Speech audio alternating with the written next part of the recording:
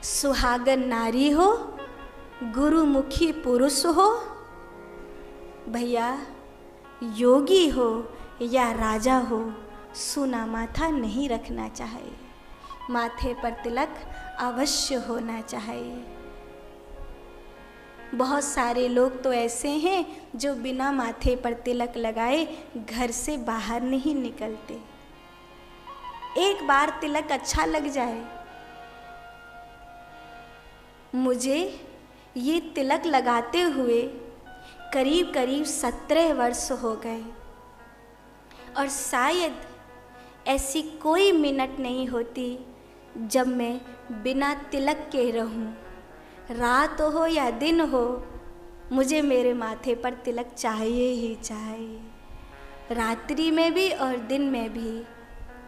बिना तिलक के माथा सूना लगता है। तिलक व्यक्ति का भाग्य भी है और तिलक व्यक्ति की उपासना भी है। जब हम भगवान की पूजा करते हैं, ठाकुर जी को तिलक अर्पण करते हैं, हमारे माथे पर भी तिलक होना चाहिए। ज़्यादा नहीं हो, एक छोटी सी बिंदिया लगाओ, पर माथे पर तिलक अवश्य करो। बहुत लोग कोई अष्टगंध का तिलक करता है, कोई चंदन का तिलक करता है, उसमें भी कोई पीले चंदन का तिलक करता है, कोई लाल चंदन का तिलक करता है, कोई चंदन की लकड़ी आती है, उस लकड़ी से चंदन घिस के तत्पश्चात ठाकुर जी को अर्पण करते, फिर उसे लगाते हैं। सबके अपने अपने तिलक लगाने का ढंग है, पर याद रहे जब किसी दूसरे को तिलक लगाते हो तो सूखा तिलक कभी नहीं लगाना चाहिए। जब कोई मर जाता है तब उसको सूखा तिलक लगाते हैं, बाकी तो सूखा तिलक किसी को भी नहीं लगाना चाहिए। तिलक में थोड़ा जल अवश्य डालना चाहिए। रोली हो, सिंदूर हो, कोई भी तिलक है तो आप उसमें थोड़ा जल डालिए, तत्पश्चात उसे माथे पर लगाइए। एकदम सूखा सिंदूर, सूखी रोली, सूखा तिलक कभी किसी को नहीं लगाना चाहिए। पूजा में भी सूखा तिलक पंडित जी मना करते हैं। वो कहते हैं उसमें थोड़ा जल डालो तत्पश्चात, और उसमें भी अगर तुम्हारे पास फूल है तो फूल से लेकर जल डालो, अगर फूल नहीं है तो उस परिस्थिति में हाथ से डाल सकते हैं। बाकी कहते हैं हाथ बोर के जल डालना उतना अच्छा नहीं माना जाता।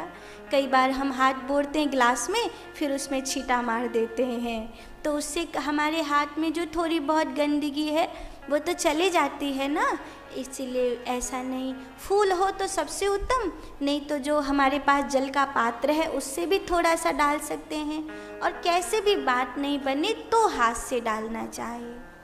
और तिलक भी कोशिश करें कि ये जो आपकी चारों उंगली हैं, इन चारों उंगलियों में किन्नी उंगली के ऊपर वाली सबसे छोटी उंगली है, इसके ऊपर वाली जो उंगली है इसी से तिलक लगाना चाहिए और इसी से दूसरे को भी।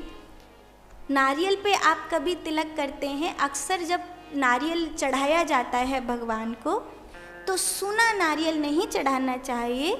संभव हो तो उस पर कलावा लपेटना चाहिए, कुछ भी नहीं हो तो तिलक जरूर करना चाहिए।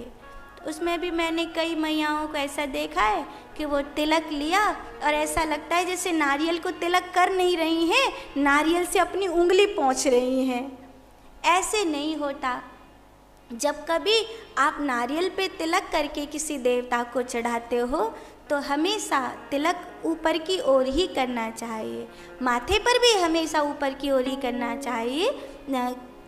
कई लोग पता ही नहीं रहता कौन सी उंगली से करे क्या करे। तिलक जब भी करो इस उंगली से करो और हमेशा ऊपर की ओर, माने दोनों भवों के मध्य से स्पर्श किया तो ऊपर की ओर। कभी भी तिलक को नीचे की ओर नहीं लाते। तिलक करते समय नीचे की ओर लाना तो अपशगुन माना जाता है। जब भी अंगुष्ठ से भी करते हैं तो ऊपर की ओर ले जाते हैं, नीचे की ओर कभी नहीं। ऐसे करके नीचे की ओर कभी नहीं लाना चाहिए, हमेशा ऊपर की माथे पे ऊपर की ओर उठाते हुए ही तिलक करना चाहिए। इसी प्रकार नारियल पे, नारियल की 3 आँखें होती हैं ऊपर, तो जब कभी आप किसी भी देवता को नारियल चढ़ाते हो, नारियल तो चढ़ता ही है मंदिर में, तो नारियल पे कलावा लपेटो और उसके पश्चात नारियल पे तिलक करो। तो जो नारियल की 3 आँखें हैं उस तरफ को ऊपर की ओर तिलक करो नारियल पे, तब देवता को नारियल चढ़ाओ तो वो स्वीकार होता है, वो स्वीकार किया जाता है नारियल। ऐसी अपने तिलक की महिमा है। तिलक तो बहुत ज़रूर, तिलक की तो बहुत महिमा है। किसी के माथे पर तिलक करना सबसे बड़ा अभिनंदन माना जाता है कि द्वारे पर कोई आया है और हमने तिलक किया है तो ये बहुत बड़ा अभिनंदन। कोई जाता भी है तो हम तिलक कर देते हैं कि तुम जीत कर ही लौटोगे, हारोगे नहीं। तो तिलक तो बहुत शुभ प्रतीक है और अगर हम रोज़ तिलक करते हैं तो इससे प्यारी बात और क्या हो सकती है। ये बहुत शुभ है कि हम हमारे माथे पर रोज़ तिलक करें। तो चंदन के, रोली का, हल्दी का भी तिलक करते हैं, सिंदूर का भी तिलक करते हैं। इस प्रकार माथे पर हम और आप तिलक करते हैं। अगर शिवलिंग पर तिलक करते हो आप तो पिसी हुई हल्दी का तिलक शिवलिंग पर नहीं किया जाता। साबुत हल्दी तो शिवलिंग पर फिर भी चढ़ा सकते हैं, पर पिसी हुई हल्दी शिवलिंग पर नहीं चढ़ाई जाती। तो पिसी हुई हल्दी का तिलक शिवलिंग पर नहीं किया जा सकता।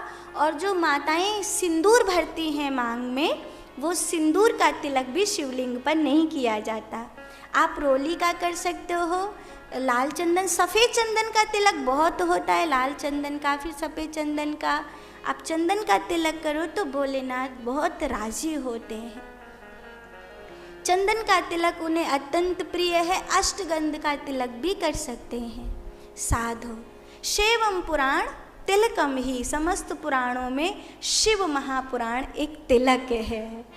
तिलक व्यक्ति का भाग्य भी है और तिलक व्यक्ति की उपासना भी है।